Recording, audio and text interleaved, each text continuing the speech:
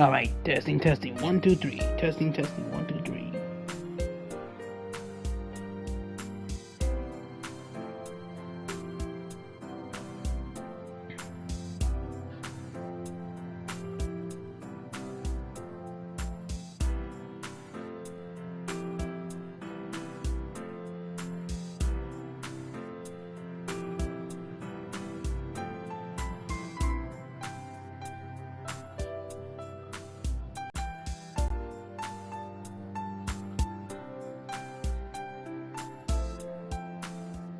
Alright, now let's see. Can we do this?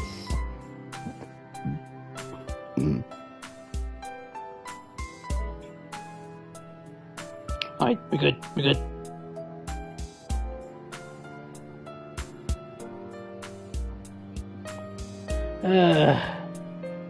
So we made some progress yesterday, but thanks to a phenomenal account that is called Corn Sweat, the stream was lagging.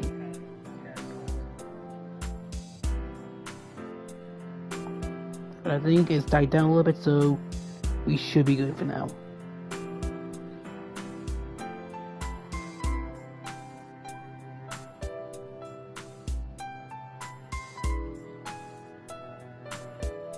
Now, hopefully, this should not be laggy.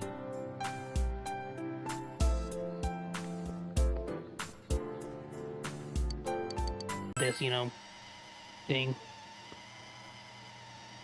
Yo, DJ.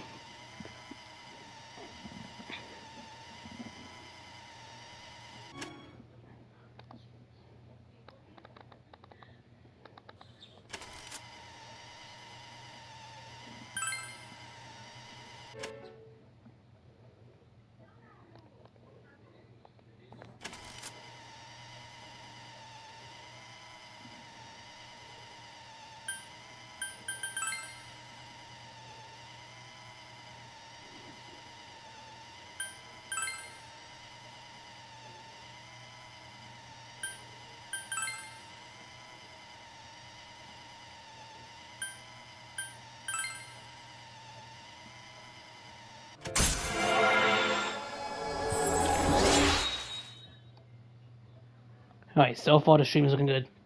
Thank you. That's all I care about. I have a plan.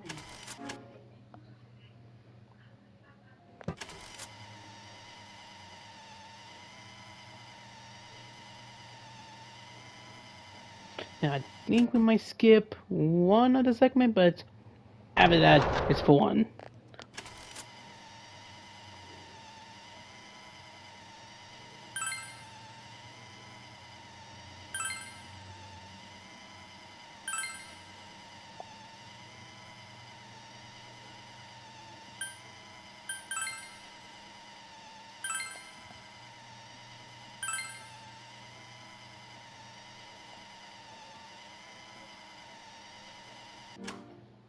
Alright, I think it's this one when it stop.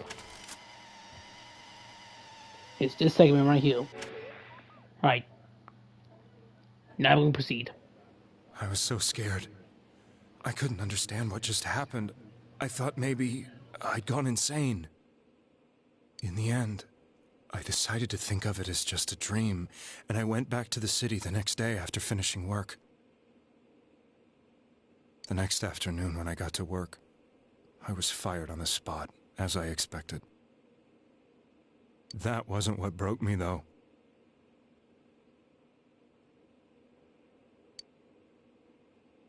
It was Mayumi, being found dead. And not just that, but it had happened in my hometown.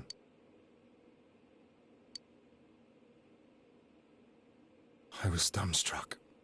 But later on, I remember the image of Mayumi I'd seen that night. Was it not a dream? Could it really have been an SOS from Mayumi? I hadn't touched another TV because the first time was so terrifying, but I decided to try it again, and I confirmed that none of it was a dream. So that image, was it something Mayumi showed me, calling for help? That's how I felt. And eventually, you learned of the Midnight Channel.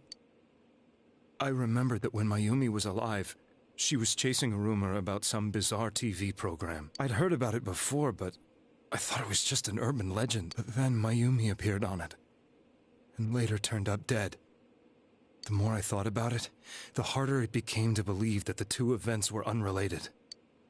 Soon after that, I came back to Inaba to answer the police's questions. I'd lost my job, and I wanted to know the truth of Mayumi's death for myself. Then, on another rainy night, someone else appeared on the Midnight Channel. It was a girl. She looked like she was calling for help, just like Mayumi. The first thing that came into my mind was, maybe this girl will be the next to die. And that was Saki-senpai. I'd been following all the news about Mayumi, so I noticed right away that she was the girl who found Mayumi's body. And if my hunch was right, she'd be the next victim. I didn't want her to die the way Mayumi did, so I desperately kept watching. I was consumed with the idea of rescuing her. Then, little by little, her image on the screen came into sharper focus. It became sharper? How did you find out it was her? After I came back, my father couldn't bear to see me in such low spirits, and gave me a job with the family business. I met that girl when I delivered a package to the liquor store.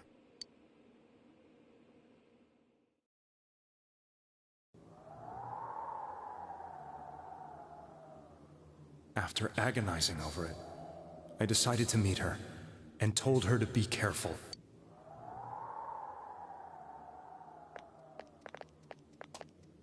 But that same night, on the TV,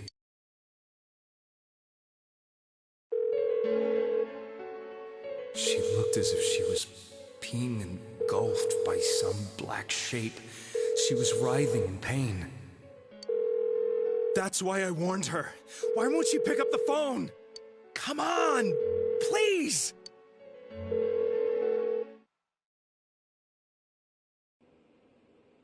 The next day, they found her dead.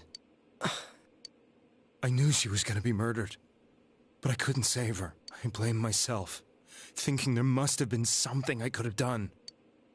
There was no one who depended on me. Nobody at work, not even my wife. Mayumi was the only one who accepted me for who I was, but she was murdered. And the same person killed another girl. Yes, from the bottom of my heart. Before I was married, my wife made it big in show business. I was happy for her, but it put a strain on our relationship. I think I can kind of relate. It was around that time when I met Mayumi. She was interviewing our candidate for the next election. She was a big-name announcer, but she only worked with local stations, and her attitude towards work was similar to mine. We both came from Inaba, so she was easy to talk to. I knew it was wrong, but I couldn't help getting intimate with her. She gave meaning to my life. Soon after Saki-san was found dead, yet another girl appeared on TV. That was you.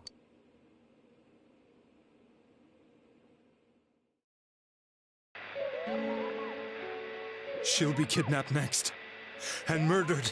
I can't let her end up like Mayumi and that other girl. This time, I'm gonna do something. My opponent was a murderer who left no clues to his identity. I thought hard about what I could do to protect her from someone like that. I'll never convince her. If she gets suspicious and they arrest me, who'll save her then? The girl inside the TV looked as if she was smiling at me. And that's when it hit me. I apparently had the power to go through the TV screen to the other side. Then, what if I put her into the TV and give her shelter there before the killer gets her? What are you trying to tell me? That it's safe over there? Is that it? The girl inside the TV seemed to smile at me again. And I thought, no matter what kind of place it might be, it's better than being slaughtered. Once things calm down, I could just let her out again. If she's inside the TV, there's no way they can find her. It felt as if everything was starting to come together in my mind. Could it be that Mayumi gave me that power to prevent any more victims from meeting her fate? Was it my mission to save people? But there was a big problem. If I explained the situation to the victim, they wouldn't understand. I had already tried that and failed miserably. It seemed the only thing I could do was to take them away. If that was my mission, I'd just have to do it. Or so I thought. Mayumi, please lend me your strength.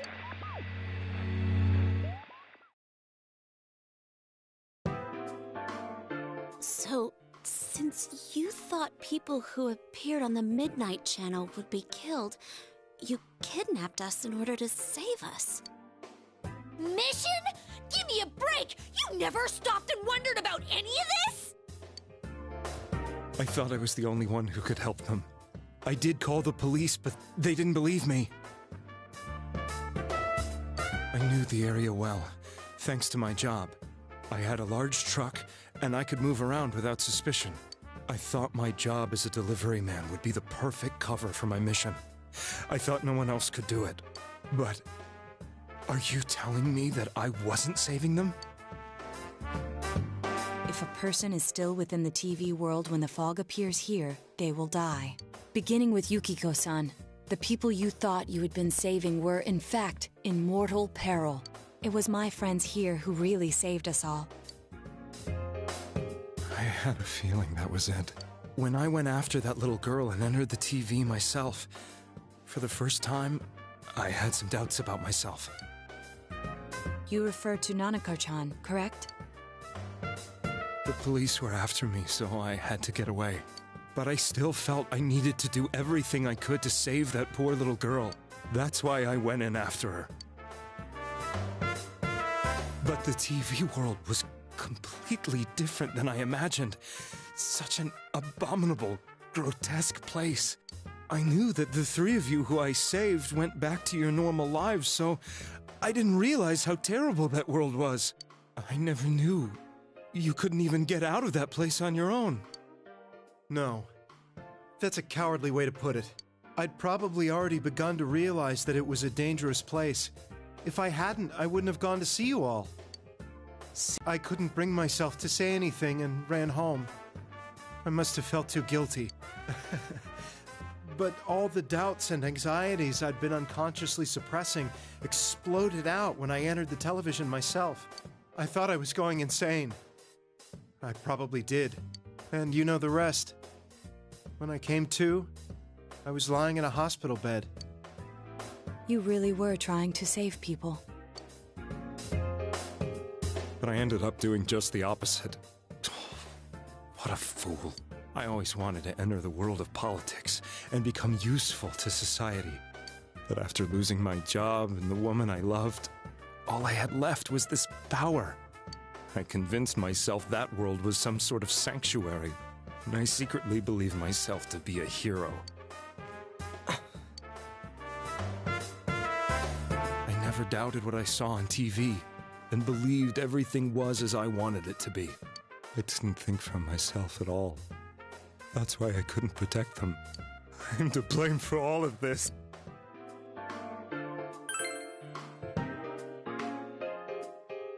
I suppose so.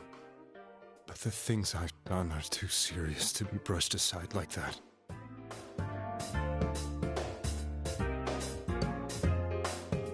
I have no intentions of running away from my crimes. I'm prepared to face the consequences. Kidnapping is already a serious crime. And on top of that, I put all those lives in danger. I'm sorry. The Midnight Channel and the other world? You can hardly be blamed for failing to understand them properly. We must apologize to you as well. Had we let our emotions blind us to the truth, we would have piled all the responsibility on you. I guess from your point of view, people did stop dying once you started saving people. The more you did it, the more you really believed you were preventing their deaths. I'm such a joke. I'm sorry. I'm getting a little tired. What are you all crammed in here for? My apologies. We'll be leaving now. Wait. I beg you, please, find whoever's behind this. You children are the only ones who know about that world.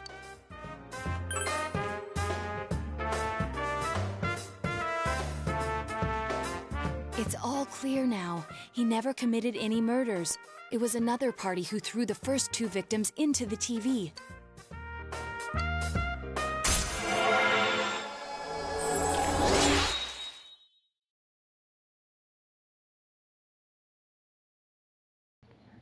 So who the fuck was it?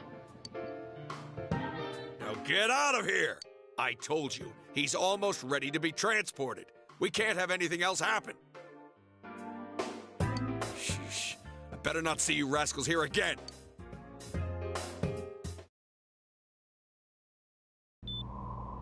Nanako-chan looks like she's in pain.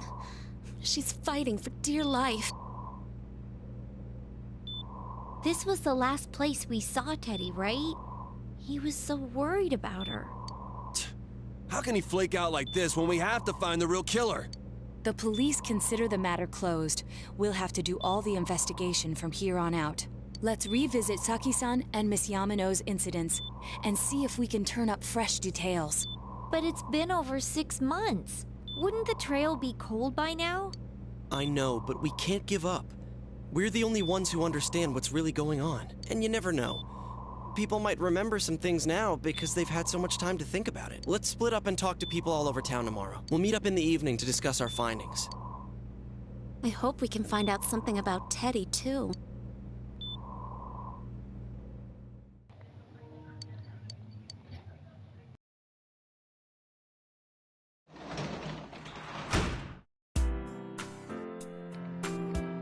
So great. That's the way. Right here. Alright, so what about you?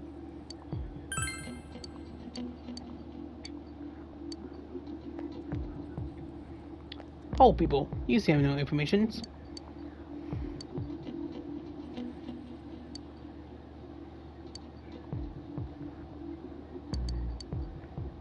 Oh.